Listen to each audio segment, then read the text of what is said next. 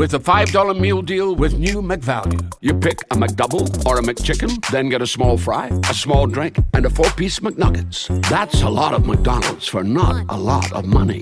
Prices and participation may vary. McDouble meal $6 in some markets for a limited time only. Ryan Reynolds here from Mint Mobile with a message for everyone paying big wireless way too much. Please, for the love of everything good in this world, stop. With Mint, you can get premium wireless for just $15 a month. Of course, if you enjoy overpaying, no judgments, but that's weird. Okay, one judgment.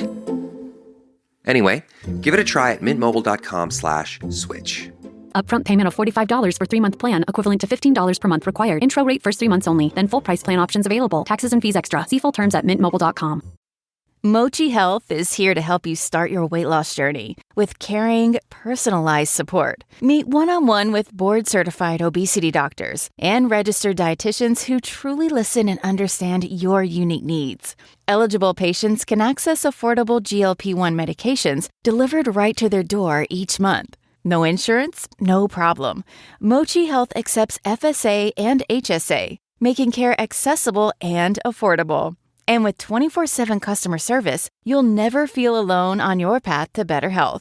Get started with Mochi Health today. Take the free quiz at joinmochi.com and use code AUDIO40 at checkout for $40 off your first month of membership. That's join, MOCHI.com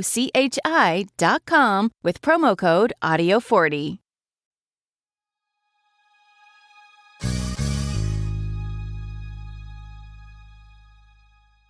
So I gave a little talk at the Full Stack Business Builder Conference, basically a conference for entrepreneurs, VCs, technologists, aspiring entrepreneurs. I gave a talk yesterday. Actually, it was more of a Q&A where the moderator, Peter Saddington, asked me questions, but also took questions from the audience. And a big concern for many people was, what if I have no qualifications at what I'm interested in doing? And I have to admit, I've probably never been qualified for anything I've ever done. And I kind of described how that actually has helped me to achieve certain goals and ambitions of mine, even though I had no qualifications. So I talk about that. I also talk about, how it's important, the importance of obsession. Let's call it rational obsession, and how to find those things that you're passionate about. And then, among other things, I talked about one, let's call it a quasi-religious belief that I hold near and dear to myself, that I basically attribute all my success to, what success there is. So I hope you have as much fun listening to this as I did talking about it. I definitely have some new and interesting stories, and also new experiences that I wanted to share. And here it is. This isn't your average business podcast, and he's not your average host. This is the James Altucher Show.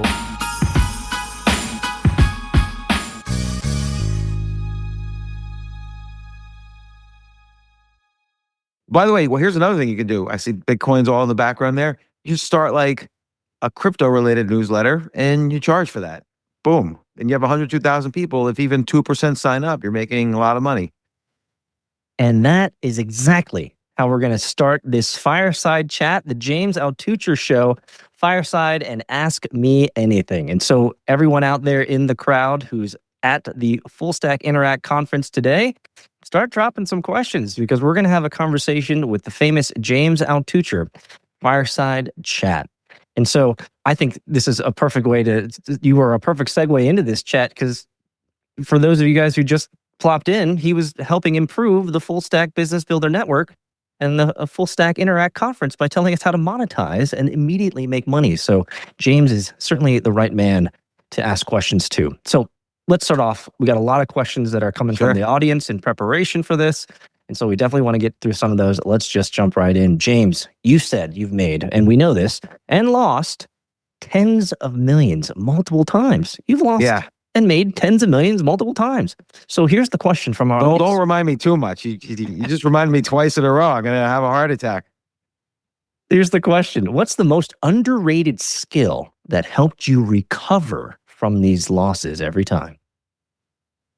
The most underrated skill, and I would say it's a skill I did not have initially, and the skill is optimism, rational optimism. And I've always been an optimistic person, but it's like the Mike Tyson quote, everybody has a plan until you get hit in the face. So I got hit in the face for the first time in my life, really, in a really bad way. I was broke, started a company, sold it, had 15 million cash in the bank.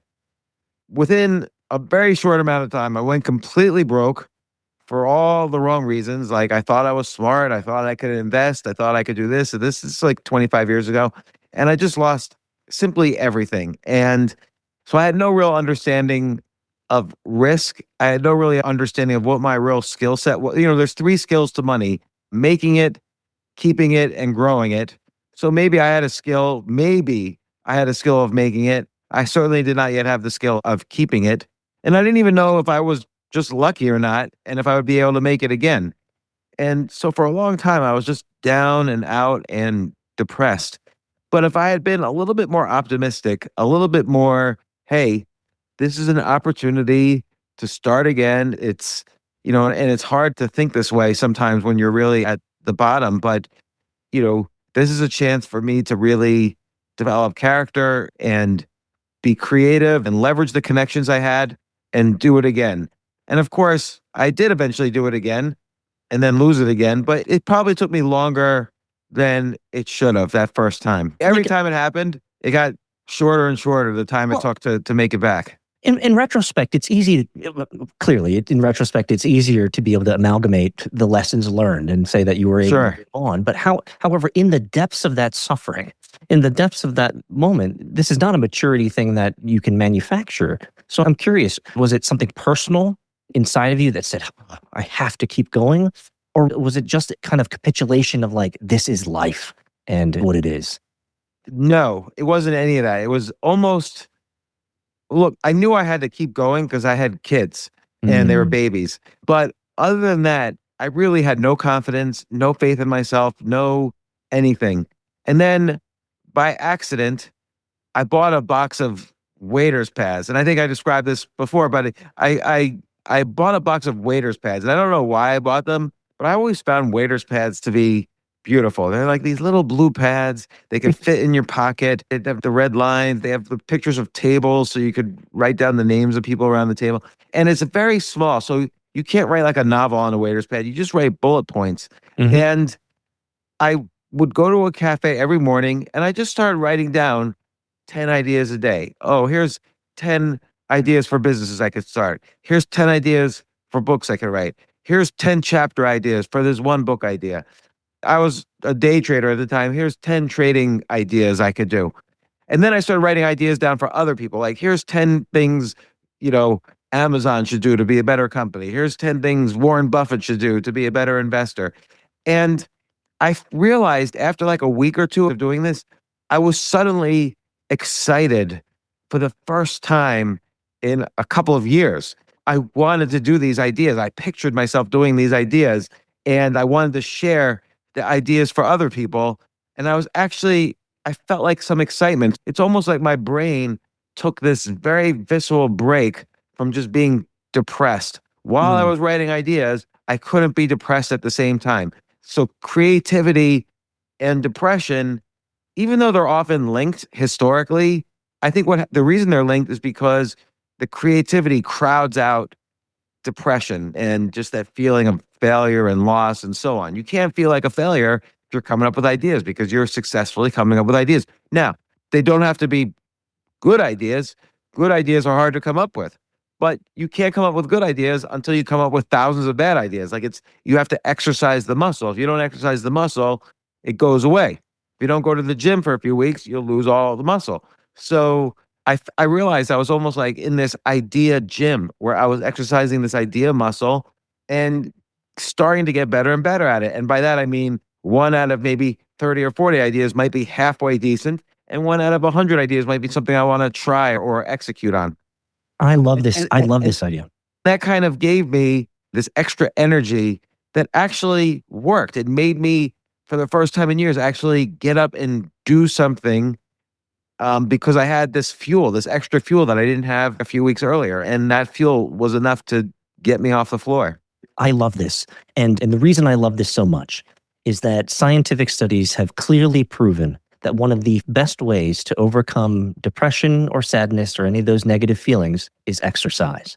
It's not the solution for everything, but in many cases, it's the core idea, what you're talking about, which is action. Keep moving. Keep going. I've wrote 3 things down here that I love from what you said, James. Number 1, I wrote down, get it out. Get your ideas out of your head.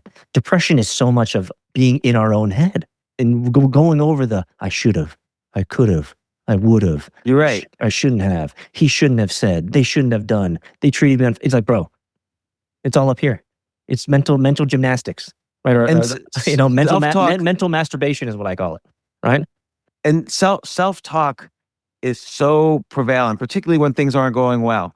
Like, it's easy to say, "Oh, I'm a loser," or "Here I go again, losing again," or "Oh, here I go again, another, opportunity that I missed that I could have done." But the self-talk goes away when your mind is busy. Like, okay, let me come up with 10 ideas for books to write that could be successful. I don't have time to do self-talk. I'm writing those ideas. And by the way, you can't just come up with 1 or 2. When I sit down to do this exercise, and I do it every day, you got to come up with 10 ideas, because the first 2, 3, 4 are easy. Almost every day around idea number 7, it's like my brain's sweating a little bit. And I think to myself, I must have done 10. And I count, and it's like, oh, it's 7 again. Every day I stop around 7, because that's when you're sort of pushing, like, oh, what's the last 3? And I love this exercise, by the way. I think it's something that all of our audience should definitely write down. What I wrote down here from you is the idea gym. I think everybody needs to go to the idea gym every day. Yeah. Sit down, write down 10 ideas. But here's the question. The question is, when you get to that plateau of 7, how do you push beyond it? Is it just a butt in the seat, focused, pen in hand, notebook in front of you? Is that what you do? Yeah. You just got to push through that. It's like, what if you're trying to do 50 push-ups and you only did 30 and you feel like stopping? You just can't stop. And you don't take a break and say, oh, I'm going to come up with the last 3 later. Like, you just have to push through. There's a famous advertising book, and I say that, and I can't remember the title right now, but the author is George Lewis. He's an advertising executive, and he once told his team, come up with an idea for this company, for an ad campaign. And after an hour, nobody could come up with an idea. He said, okay, I'm coming back. I'm going to lunch. When I come back, I want to have 20 ideas from each of you. And they couldn't even come up with 1, right? But that's the point, is you coming up with 20 allows you to kind of also free up that creativity. It's locked inside of you. So you're worried about looking stupid. You're worried about not having good ideas. You're worried about, what are people going to think of me if I tell them this idea? So you got to just loosen all that up. You can't hold back. Just come up with, and you got to catch yourself. Don't come up with the easy ideas, particularly for those final 3. Like, make sure you didn't take a shortcut. Come up with good ideas. I love this idea of the idea gym. Like, there's so many things that are trickle effects from it, right? Number 1, I can think of 3 right now. Number 1, when you go into a company and you say, hey, give us your best ideas, guess what? They've never flexed their idea muscles. So that's why they're going to sit there and be like, I can't think of any. That's because you haven't gone to the idea gym. Number 2, with any type of exercise, it gets easier over time. Not to say that you don't plateau at number 7, but you understand the purpose of it. It's to extract all of the ideas out that's mulling over in your brain, putting it down in real paper, and seeing the action. Number 3, it's that daily discipline. James, that success, and let's just get to the brass tacks, monetary success only comes as a function of discipline. Have you ever met an accidental successful millionaire? Never. Have you ever met an accidental NBA superstar? Never. There's always an underlying current, which is discipline. And so here's the question. You coined the idea of choose yourself. What does this mean in a world now dominated by personal brands, creators, and remote work? It's interesting because right now, the whole concept of choose yourself is, I remember way back when I was first starting my career, I'm going to write a novel and publish it. Well, you write a novel and then 30 agents reject it, 20 publishers reject it, and so on. Or there was a point in my career, I had a bunch of ideas for TV shows, and I would pitch them to TV studios. Oh, rejection, rejection, rejection, rejection. But now we're living in such a blessed time where I don't need the approval of Simon and Schuster to publish my book. I could write my book, load it up on Amazon, and if people like it, they'll buy it. And if they like it a lot, they'll share it with their friends, and then their friends will buy it. A book only becomes successful if it's shared. If people don't randomly discover the book, oh, my friend read it. She said it was great. I'm going to read it. So the publisher doesn't help your book become a bestseller. Most books published by Simon and Schuster, as an example, sell less than 500 copies. So it becomes a success if it's good. The same thing holds true if you just self-publish it and load it up onto Amazon. So I could choose myself to be a published author. Oh, I don't have to do the TV show through NBC. I could do some form of it, some cheaper form of it on YouTube. And if people like the idea, it'll do well. There's a great example. Do you remember a few years ago, somebody made a fan trailer? They made it themselves. A fan made 3-minute trailer for The Fresh Prince of Bel-Air. The Fresh Prince of Bel-Air was a successful sitcom starring Will Smith. And then it was like 2018, maybe, somebody made a very gritty urban trailer for a reboot of The Fresh Prince of Bel-Air. And he just did it for his own love of the show, and he wanted to make a gritty version of it. Got millions of views on YouTube. There was no show, just the trailer. And Will Smith saw it. He was like, oh my God, this is great. And guess what? It became a TV show. And not only that, it became a TV show on YouTube. So an actual produced TV show, half-hour long each episode. There was 3 or 4 seasons. I think it's still running. And he chose himself. Oh, I don't have to wait for Will Smith to like me. I don't have to wait for NBC to choose me. I'm just going to make the trailer I want to make of a gritty, urban, Fresh Prince show. And voila. Worst case scenario for him, he made a work of art. Best case, Will Smith would see it and it would become a TV show and the guy would become a success. And that's what happened. So if you choose yourself enough times doing things you love, you're going to find success. It's going to happen. I mean, I look back at every stage of my career. I never had qualifications for anything I've ever done. And some things I failed at, but some things I succeeded at by having this approach. I love this. I'm writing this note down right now. I never had qualifications for anything I've done. I'll give you an example. I mean, I went to school for computer science. I was a computer programmer. My first real job out of school was for HBO, the television company. And the reason is because I wanted to make a TV show. But I was working in the IT department. Nobody wanted to talk to anybody in the IT department at HBO. We were even in a different building. There was the HBO building, and then we were on a random floor in the building next door. Nobody knew we even existed. So I figured, you know what? I'm going to make HBO's website. This was at a time when nobody had websites yet. And I did that. And then I saw the CEO of the company like in the street. I approached him and I said, Jeff, his name was Jeff Bucas, who later became CEO of Time Warner. I said, Jeff, I'm the guy building the HBO.com website. And, you know, just like HBO has these gritty TV shows, these interesting TV shows, how about we do an original web show on the website, not just marketing for all your shows? And he said, I don't care, just do what you want. And so I went to my boss and I said, Jeff Bucas told me I had to make an original web show for HBO.com. Well played. And so my boss was like, you went straight to this, over my head, straight to the CEO. And he's like, he was just right there. So I just told him this idea. And, you know, but now we can really do this. And so I did a web show called 3 a.m. So here I was, an IT guy, a programmer, IT guy. But suddenly a big part of my job was every Wednesday night for almost 3 years, I would go out and interview whoever was out at 3 a.m. in New York City. So prostitutes, drug dealers, criminals, Johns, homeless people, people out cheating on their spouses, whatever. And I did this for about 2.5 years. And then Sheila Nevins, who was the head of HBO documentaries, she approached me and said, hey, do you want to make a pilot out of this? So we shot it as a pilot. And then for various reasons, they rejected it as a TV show. But then again, the websites were a beginning industry.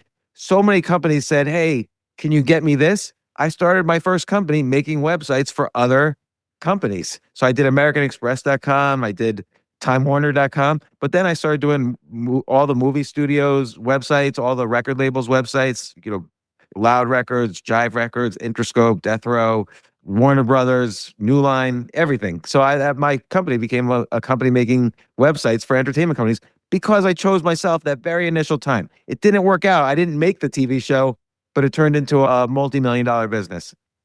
I love it. I love these examples and these stories of where you chose yourself. You didn't know the path. You didn't know the solution. You didn't know the means and ways, but yet that was not the main issue. The main issue is that you were a problem solver. I'm projecting my own color commentary onto you here.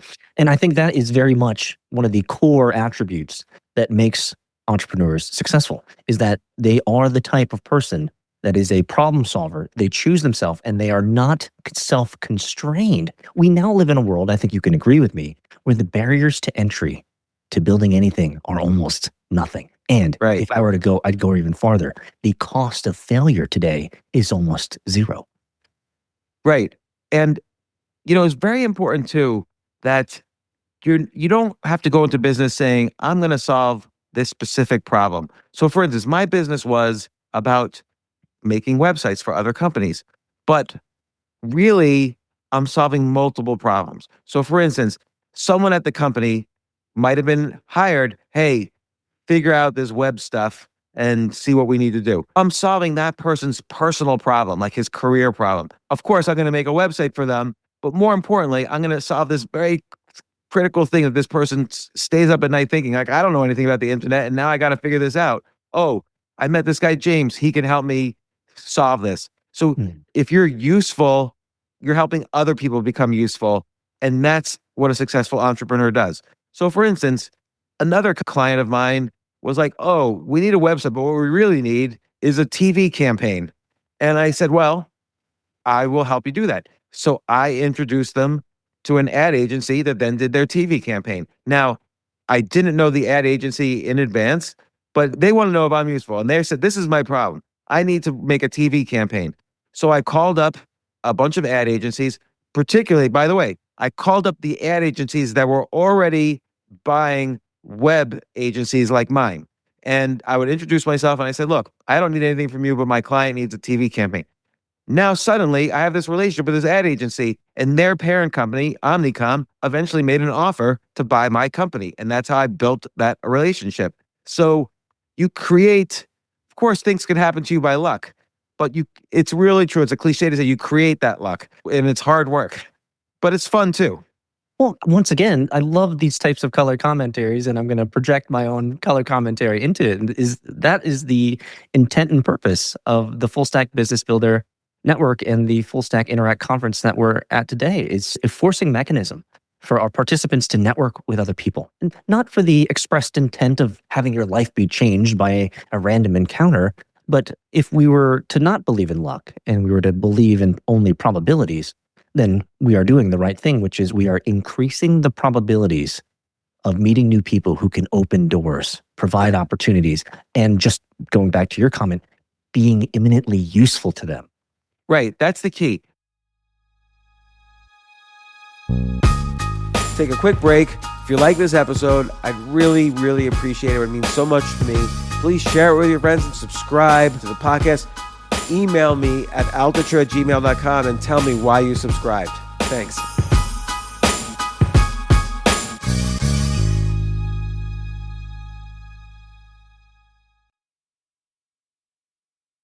It's not about the outcome. You can't really predict the outcome. The more you try to predict a complicated multi-step outcome, the more likely you are to be wrong. But there's an approach I like called ready, fire, aim. So I always, like, everybody wants to line everything up so perfectly. Oh, I can't, start a TV show until I work as a producer's assistant at a TV show. So everybody spends too much time aiming, but you're right. There's not really, as long as you're not doing this in reality with a gun, there's not really a cost to just kind of firing randomly. So be useful where you can. And then you'll start to realize, oh, this is what I was really aiming for. This is now shaping up to look like I'm aiming to not have a TV show, but I'm starting a company. Or Another example being, one time I had regular meetings with the CEO of a company that I was doing some work with, and he would say, "So what's going on today?" And I told him, "Well, I have this idea for a website that's social media combined with finance." And he's like, "Oh, this is a great idea. We should all do it together." And I said, "Actually, Tom, I'm just about done with the site. Like, you could take a look at it and maybe we could work out a deal, but I'm almost done." And he's like, "Oh yeah, well, why are you doing this without us? Like, let me take a look at it." So he said, "Let's meet in a week and I'll show you what I have." So I went home that day. I called up a bunch of programmers that I found on freelance.com, programmers in India. And I said, "Just give me a sketch I'm going to describe all the pages of this website. Give me like a sketch of it back." And I get a sketch of an entire completed website. I show them to Tom, the CEO of this company, and he's like, "How could you be doing? Let's totally partner on this." And I said, "Tom, I'm already done. How am I going to partner?" So I was firing before I was aiming. And it ended up being, we started the website. We owned it 50-50 together. They drove traffic and put advertising on every page of my site once it was finished 2-3 months later. And then eventually they bought the company for $10 million. So, that was a ready, fire, aim approach. I love hearing this stuff, James. I really do. And for everyone out there, for context, this is the third time that I've moderated a James Altucher panel or talk. And I really feel, James, that I'm getting to know you really well. And the reason is simple. You have an internal integrity and an internal consistency to everything that I've talked and interviewed with you about in the last year, which is you truly do live out this. I've never had qualifications for anything I've done. You truly live out this assertiveness, this initiativeness, and every story that you've told to me over the last months have been stories of, I tried it. I did it. I didn't have any preconceived notion of what the outcome should be, right? But you ooze an assertive personality of where, don't take this the wrong way, where it doesn't seem like you consider risk in your decision-making matrix. Is that fair? That is fair because, again, I do minimize the risk by, okay, I didn't make the website before I knew, oh, this is somebody I can make a deal with and he's going to probably like this idea. And I didn't start the website really until then. So, that was a key thing. I do try to minimize the risk. And there's risks not only to money, but to time.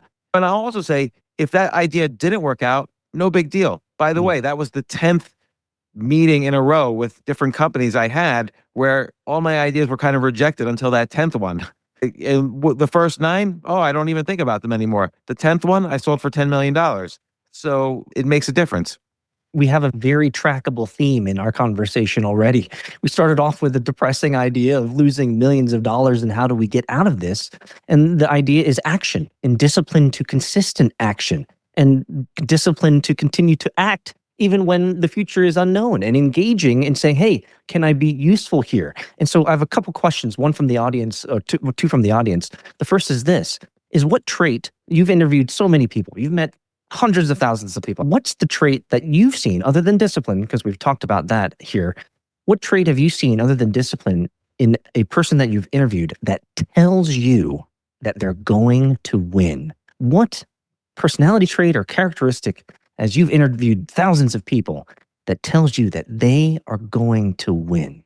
I'm curious. It's a great question because there's not just one, but that makes it hard to come up with an answer. I will say, and I'm thinking about a few people in particular that are not too old, not too young, where I can already see they've got the first stages of success, but they're going to go on to be even much more successful than they are now. And I would say one is optimism. These people have a vision of the world that is optimistic, and they have a vision for you that is optimistic. If you say to them, what should I do next? They will say instantly, well, obviously, you're doing this. It seems like the blue sky in front of you if you do this. And they're optimistic for you, for the people they interact with. They're optimistic for those people. And of course, they are for themselves. So, and again, you don't have to be stupidly optimistic. If you're in a burning building, you don't say, well, I'm just going to sit here because the fire is going to go out. You're optimistic that you can get out alive. And, that's, you have to, it has to be rationally optimistic. And then the other thing is they're very creative. And again, creativity people think creativity is like something you're born with, or it's like a talent. I always wonder what the relationship is between talent and skill in any endeavor, and whether it's business or ping pong or chess or writing or whatever. But developing, I think talent is about being obsessed about something. The talent and obsession are the same thing. And then really working on developing the skill of creativity in this particular case of who do I think is going to be successful. Optimism first, but then developing the skill of creativity. And like we discussed earlier, it could be through that, writing those 10 ideas a day down. Right. That's very important. Also, imagine your body. Your body, when let's say it's clogged for some reason, like you're eating junk food all the time, or you're, drinking a lot, or you're not in good shape for somehow, your body's gonna get clogged up, and eventually it's gonna have a heart attack because it's not healthy anymore. Now imagine you have four bodies that kind of, in a conceptual way, sit or occupy the same space. You have your physical body, where we just talked about. You have an emotional body, so like that's your relationships, your emotions. So if you're angry all the time, you're going to clog up that emotional body, and you'll have sort of the equivalent of an emotional heart attack. So if you're angry all the time, if you're arguing with your friends or your spouse, or you're pessimistic all the time, then there's the mental body, which if you're constantly not creative, your mental body gets clogged up with all those potential ideas that could just never get out. And then there's the spiritual body, which is, I don't mean this in a religious sense, I mean just surrendering to what you can't control. Like if you're always obsessed with like, oh, I gotta control the weather today or else today's a bad day, you're not going to be a happy person. You're not going to be a spiritual person. If it's like, oh, it's raining and I was going to go hiking, okay, what do I do now? That's like a spiritual way of looking at things. So these four bodies, they've got to be clean, so you don't have a heart attack in any one of them. And they all kind of communicate with each other. That's what makes success. You don't have to be perfect at anything.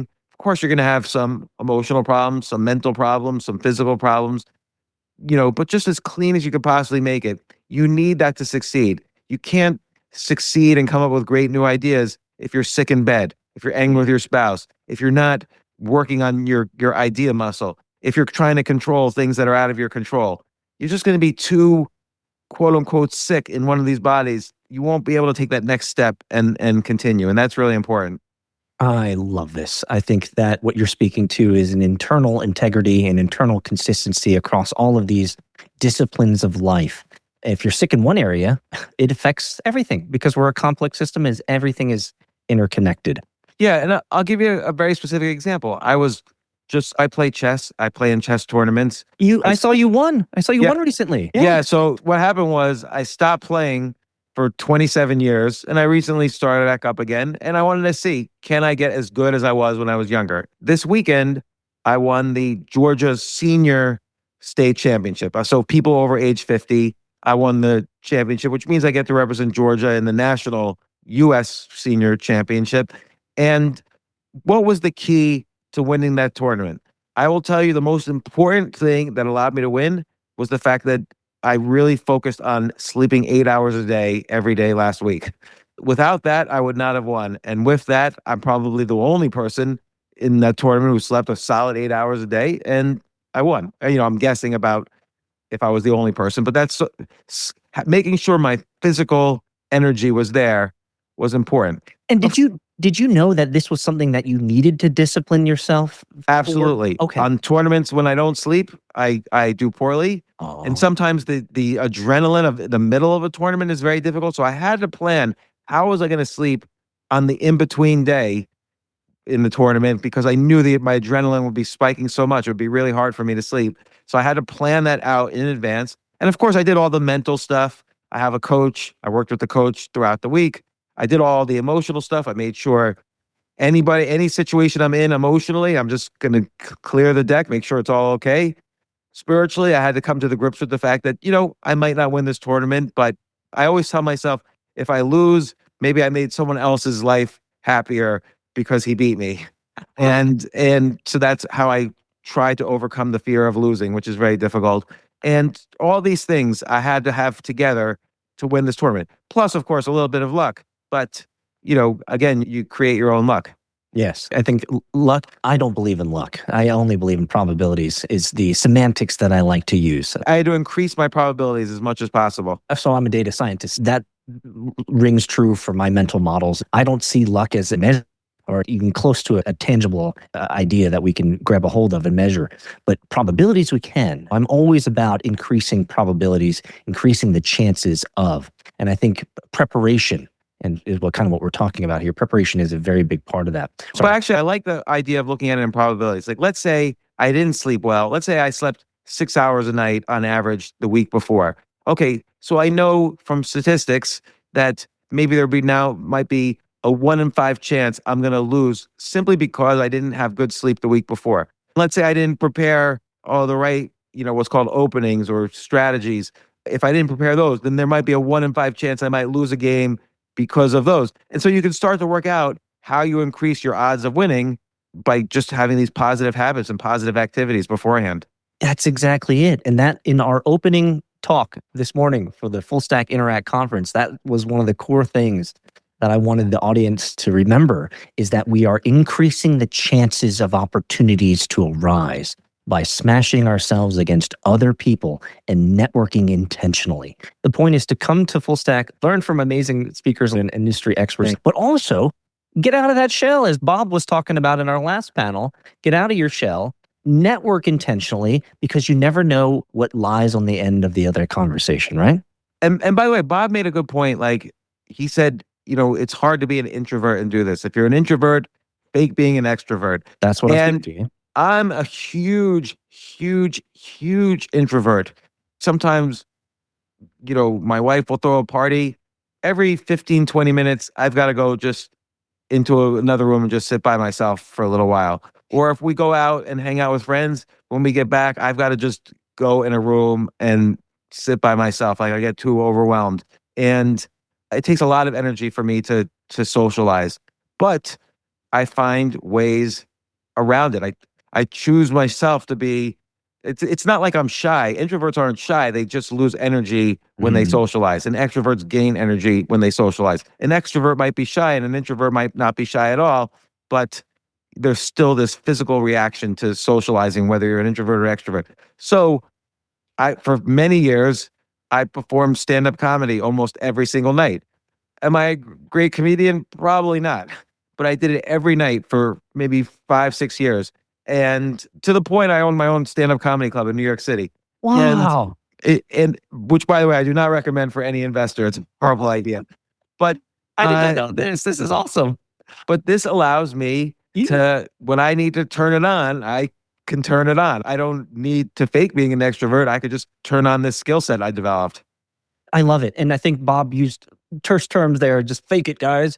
And the way that I would contextualize that is you must try. Yeah, he didn't mean it in a negative way. Again, a lot of people are funny. It takes a different skill to go up on stage in front of a bunch of drunk Norwegians and make them laugh. Yes. And then what do you do then if they are booing? You have to develop an incredible range of skills to do stand-up comedy decently. And I would say I got to the level, after 5 or 6 years, I got to the level where I was probably a little higher than decent. Enough where I could tour around and other comedy clubs wanted me to perform. I went to other countries and performed and so on. It was very hard. You have to learn how to work with the crowd. You have to learn how to deal with rejection. You have to write well. You have to be funny. You have to know how to use your vocal cords and use the mic correctly and use the stage correctly. You have to be so sharp and quick-witted too. Yeah. Right? I mean, your mental acuity and your mental agility I would assume, I'm playing on what you've told me before, I would assume you needed a full night's rest before you did stand-up comedy. Yeah, definitely. I would need to rest during the day. And then what I would do is watch comedy as much as I could during the day to kind of get me into the physicality of it. Like, watch other comedians that were very physical and see how they move and learn from that and so on.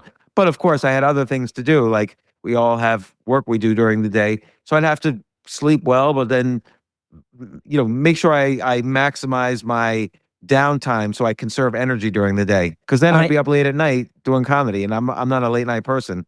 I have to be that guy, and I'm going to be that guy. I'm going to pull on this string. I want to know why James Altucher, the comedian, didn't Did it last? Tell me two things, James. Number one, what was the curiosity that you had to itch to get into comedy and stand-up?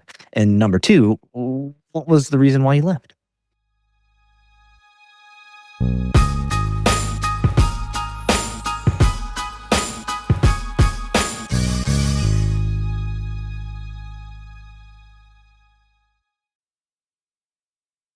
Well, I loved it. I've always loved stand-up comedy. Love, love, love it. I mean, I was obsessed.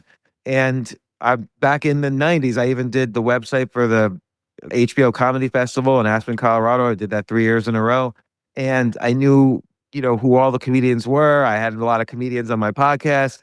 And I just love dissecting the skills because, someone like Louis C.K. might have different skills than Chris Rock, might have different skills than Dave Chappelle. They're all very different comedians, or George Carlin, or Sarah Silverman, or Amy Schumer. They're all very different, have different types of styles. And I just love understanding the skill acquisition. They might be talented or they might not. Many of them are not talented, but they spent years. You don't start to hear the name of a comedian until at least year 10 of them doing it. And they don't start to become famous until at least year 15 to 20. I mean, Louis C.K. probably got known around year 25 that he was doing it. So it's a very hard set of skills to acquire. And I stopped doing it simply because there was a pandemic. And then I stopped doing it enough that I kind of said, there could be a pandemic and I'm going to go back to my first love, which was chess, and, get that skill back. I'm going to share something here. You've touched on a personal, personal thing in my bone, I guess, is how I want to say it. I've always been so curious of getting into comedy. And for the exact same reasons that you did, which is I want to understand the means, the method. I want to understand how these guys are able to move so quickly mentally and be able to respond so quickly based on audience engagement and feedback, and to be able to create a narrative. Like Dave Chappelle is a master of his style of comedy. He is able to string you along for 27 minutes and you have not a bored second in the 27-minute narrative. And it takes him 27 minutes to get to the hook or whatever, to the drop, right? And you're dying because it all made sense.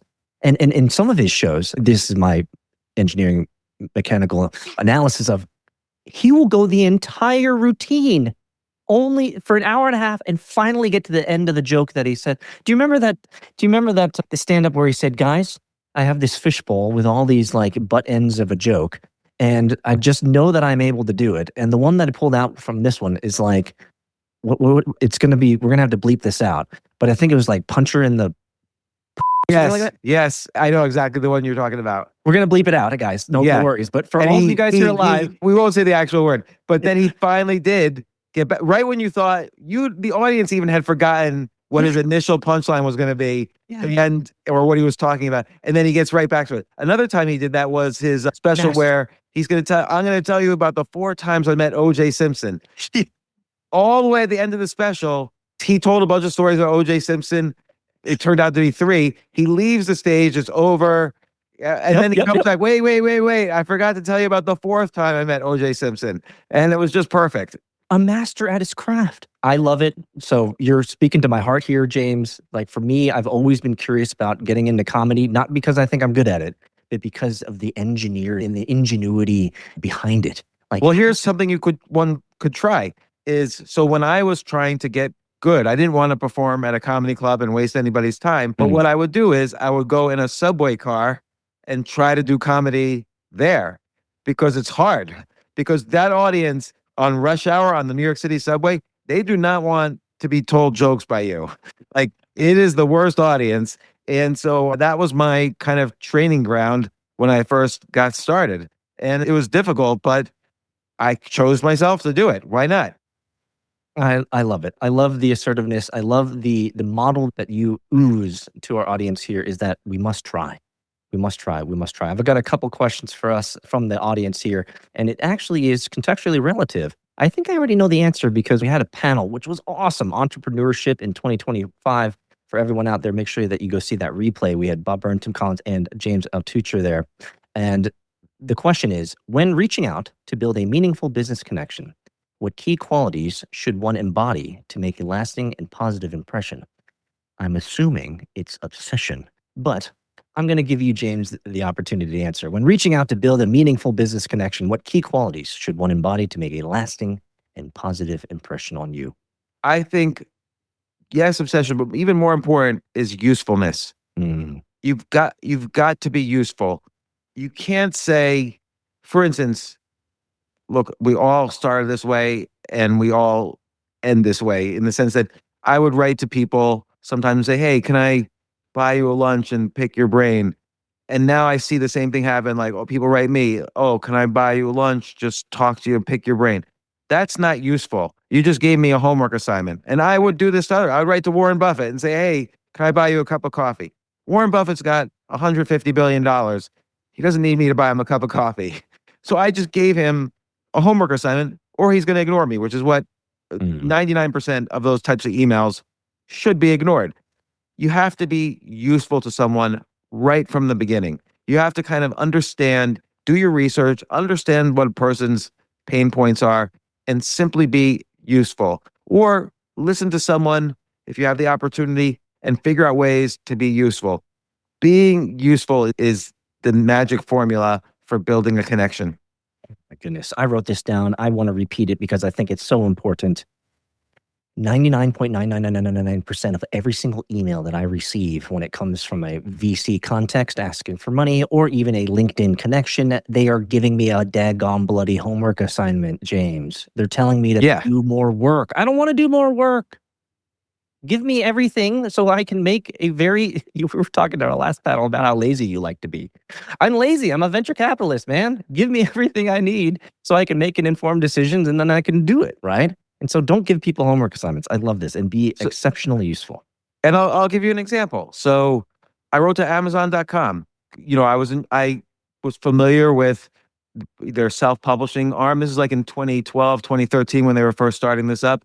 And so I wrote to the head of that organization and I wrote, here's 10 ideas I think could improve this. You know, I use your platform. Here's 10 ideas that in my experience you could do that improve the platform. And I said, you don't have to write back, just giving you these ideas, enjoy. And then they wrote back and said, hey, you know, we love this list. If you're ever in Seattle, we'd love to show you what we're doing and get your feedback. Well, I had never been to Seattle before in my life, but I said, hey, it just turns out I'm going to be in Seattle next week. This is the Ready, Fire, Aim. And I love it. And so I went out to Seattle, just, you know, I wasn't going to be out there, but I went out because of their email. And 2 days I spent touring around their whole facility. I met everybody. They showed me everything that was going on. We went out to dinner. We had a lot of fun. And of course, when I then self-published books later, I had people to call to help me, you know, market the books and stuff. And, you know, what goes around comes around. I love it that you are a commensurate networker. How do you make these decisions? Like, because some people would say the Ready, Fire, Aim is just way too, you know, wild, wild west. How do you make decisions on which things to execute on? Well, okay, that one, again, the power of laziness is very important. I didn't actually implement any of the ideas. So I just came up with a waiter's pad. I wrote down 10 ideas for Amazon and I emailed it with no expectation. Then they wrote back and said, hey, this is good. Let us know if you're ever in town. So that's an easy decision. I would love to meet Amazon. So of course, I'm going to cancel everything and book a trip to Seattle to meet the heads of their self-publishing division. They didn't know who I was. And they said, oh yeah, just stop by anytime. Like they didn't think I was going to respond instantly and say, oh, it just so happens I'm in Seattle next week. So of course they're meeting me now. These were easy decisions to make. I didn't have to do anything. They weren't hard decisions. I love it. We got a couple questions from the audience. Here's a Q&A. How do you know when to double down on an idea versus let it go and move on to the next one? Not at the beginning of an idea, but after you've already started executing and, you know, maybe you make a website that you think is going to be very popular and people are using it, but it's not getting the kind of excitement that you need. So you throw more ideas into it and you put a lot of time into it, but it's getting used, but it's not going viral or whatever it is. You know, I think that's when it's difficult to decide, well, I don't know what to do. But I think things that you're excited about, things that someone is excited about is worth doubling down. It might be you or it might be your users. But if both you or your users are not excited, I think, of course, some magical thing could happen and then some pivot could happen and all of a sudden everybody's excited and it goes viral. But I think if things feel like they're plateauing, unless you love it, then you should probably not double down. And if you love it, or if someone else loves it, then you should probably double down. So like an example might be something like, Instagram, right? So Instagram, if I remember correctly, it was a photo sharing app, but there was other photo sharing apps like Flickr and Photo Shutter or whatever. But then they added filters. They did one, but nobody was getting excited about Instagram. So they added one new feature, this filters, where you could look a little better on a photo. And then they also had the social media aspects like a feed. And suddenly it's spread like wildfire. So somebody had to love it enough to try that last pivot.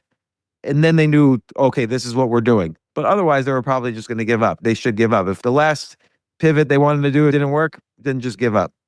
What I loved about this question is I actually had this question happen just a couple of weeks ago with a young entrepreneur that I was interviewing for asking for money. He was asking for money, and he was asking the same idea. It's like, how do I know if I need to persevere on this? And I said, are you passionate about it? He's like, yes. I was like, do you have rabid, raving fans that love this idea? And he looked at me and he said, no. I was like, well, then you're the only one that's passionate about it, bro. Right? There might be a permutation of your product idea that can move into an industry or a market space where there are fans and people who really want this product idea. But you're not wrong. There needs to be a match between the passion of the operator and the appetite of the market. Right. The passion of the operator might mean that they have that one more idea for a pivot or for a feature that they could add because they would love to see that feature. They can't just say, oh, I'm going to add AI to this, and then the AI is going to make everyone love it. No, because every website's doing that. Like you have to make a site that you will passionately use. And if one more feature is involved, okay, do that. But if still nobody really cares or usage is not really, you need to make something that people share. And if people aren't sharing it, it means the product is okay, but not good enough. And you should just stop it unless you love it. Like for instance, your podcast might not be growing, but if you love interviewing the people you're interviewing, keep doing your podcast. There's multiple reasons to do a podcast. Viralness is only one of those reasons to do a podcast. Exactly. And frankly, I think you and I could probably come up with a plethora of examples of this where podcasters, the origin story is always, I loved talking to people, so I just did the thing and people kept showing up. And now I'm big. Yeah. Like your Lex Friedman, right? I mean, Lex Friedman, let's be honest, watching him is probably as much fun as watching paint dry in many cases. His monotone engagement is quite natural for him. I love it, but daggone it, brother. But there's more than an automaton in there. I'll give you a really good example too. Dan Carlin is the host of Hardcore History. Hardcore History only comes out like once every couple months, but he was so obsessed and loved history, particularly military history, like ancient Roman history, ancient Peloponnesian military history. He knew his stuff. And so his mom said to him one day, you should do a podcast about this. And he's like, Mom, I'm not a historian. I didn't get a PhD in any of this. I just love this stuff. I don't know I'm not a professional historian. And she's like, oh, I didn't know you needed to have a PhD to do a podcast. So he started doing his podcast. He did it on his own schedule. No one said you got to do it 3 times a week, every Monday. He just did it on his own schedule, loved the topics, and he was so knowledgeable and he taught so well, people would share it. You got to listen to this about the Roman Spartacus War or whatever. And, now he makes a living as a basically podcast historian. Yeah, absolutely. And he did what he was passionate about and had a discipline to keep doing it. Yeah. I got 2 questions. It says, when you have no money, no audience, and no leverage, what's the one move people can still make? Well, everybody starts off with no money, no audience. And That's what I was going to say. That's what I was thinking. I was like, brother, join the club. Yeah, I can't think of any situation. You got to start somewhere. But I would say, find the thing that you're passionate about, that that you're so passionate, more than just about anybody else, and you're able to express that vision. You have an ability to communicate, and then just start communicating. Answer questions on Quora, post on LinkedIn, make threads on Twitter, put entire blog posts on your Facebook feed, on your status update, start a podcast, figure out more and more ways to communicate, and you will find that audience. And your knowledge also will increase as you're doing the research to communicate these messages and ideas. And then you could say, well, what if I'm not passionate about anything? That's a problem. But okay, start off, go to a bookstore, see which section in the bookstore you wouldn't mind buying and reading every single book in that section. Probably that's a clue as to what you're passionate about. And then, by the way, read every single book in that section. When I was starting to get interested, I didn't have any finance background at all. And I wanted to start. But then eventually, a year or so after I became passionate about it, I started a hedge fund. I didn't have an MBA. I didn't work at Goldman Sachs. I didn't work at any hedge fund. I had no experience at all in finance. I read every book I could possibly find, every single book. And I wrote software that modeled the markets. I pitched ideas for hedge funds to different people. And then ultimately, I became so knowledgeable. Jim Cramer, who started TheStreet.com, here's 10 ideas for articles you should write. And then, boom, he wrote back and said, these are such good ideas. Why don't you write these ideas? So now I'm a writer about finance. And then I was pitching different hedge fund managers. Here's a software package that could help your particular approach to investing. Oh, why don't you invest this? We'll give you some money. So suddenly I started a hedge fund, and I was a contributor on CNBC, writing for the Financial Times, writing for TheStreet.com. I built a career out of nothing. I had no audience, no anything. But my writing was unique because I had spent 4 failed years trying to write a novel. So my writing was a little unique, and I built suddenly an audience. I love it. I love it. If there's any one thing that we as listeners to this amazing talk here is the perseverance and the determination to just not quit. I mean, isn't that what our dads told us when we were 6 years old? Don't quit. But sometimes you do quit, though, right? Like if it's not working, you're not passionate about it, you Fair quit. enough. You quit on that thing, but you don't quit moving. You don't quit executing. That's right. Doing, trying is the kind of the whole idea. I want to finalize with a potentially hairy and prickly topic that was brought up that we decided to self-censor in our last panel at the Full Stack Interact conference at fsbb.io. And this was brought up by your colleagues, Tim Collins and Bob Byrne, in a kind of a snarky way. And the question was, is college a scam? Well, it was actually said more in a statement. College is a scam. And I decided that we probably shouldn't start off the conversation last session with such a prickly topic, but I'm going to throw it on to you now here, James.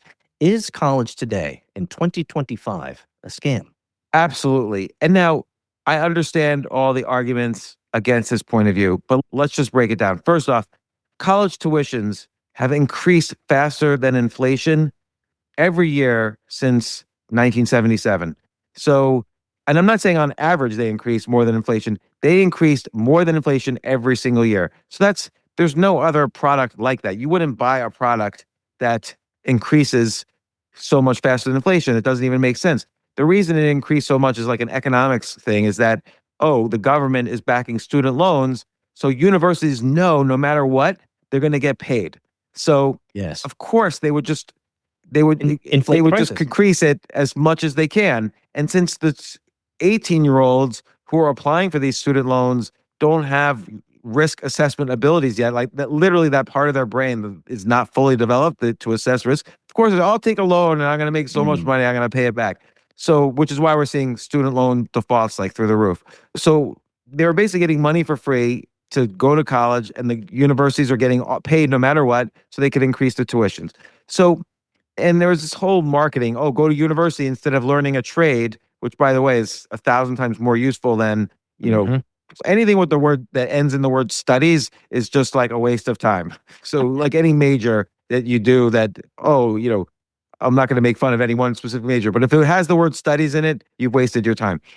The other thing is... Wait, you're saying that my underwater basket weave in feminism studies is not valid? That might be the only one that is valid because everybody wants a basket that's been weaved underwater, but the studies part ruined it. So the other thing is that what does college actually get you? Well, one thing is you've just spent 4 years. Well, the average college student goes to college for 5 years. You've just spent 5 years of your life studying something. Now imagine if at the age of 18, you studied on your own, but also started a business. It doesn't matter what business it is. Let's say you started a door-to-door selling Bitcoin business. I don't know, something stupid. And you're still going to get so much more valuable experience about business, about selling, about interacting with people, about developing a product, about executing. In college, you could read the books without a professor telling you need to read these books. You could also read books in your spare time. You don't need a test to test your knowledge. You're not going to remember anything you're tested on anyway, unless you're passionate about it. I only remember the things I was passionate about. So you could learn more not going to college, and at the same time, not waste those 5 years by just going to class. You could be starting businesses. You could be starting on a career. When I first wrote this in 2005, people just still didn't really understand this concept. But now people kind of understand, okay, college is a choice, but there are other viable choices. And sure, you might have a fun time in college, but if you want to maybe start a business, I would say get the 5-year head start of not going to college and start then. I wish I had done that. I regret going to college. I was telling a story to you earlier before this. I went undergrad computer science at a top school. I went to graduate school, computer science, at a top school, perhaps the number one school for like AI and computer science and so on. When I took my first job, that job at HBO, I was so bad at programming, they actually sent me to remedial programming classes. Like I was embarrassed because I was like this big, academically trained programmer. And I just couldn't function at the job until I took remedial classes. Seems like the piece of paper and the theoretical learning in university may not be commensurate with the applicable skills that are necessary in today's workforce. And so I think it's a very good, concise way of putting it. Well, see, that's the comedian in me. I just made that up. Imagine if I could make you laugh with my wittiness. That would be money. First, you have to make me think, which you did. We'll do it. Well, thank you so much, James Altucher. This is the Full Stack Interact, the James Altucher Show. We're glad that you guys were here and we could take over the James Altucher podcast for this episode. James, it has been a pleasure. For everyone else, thank you so much. See you guys.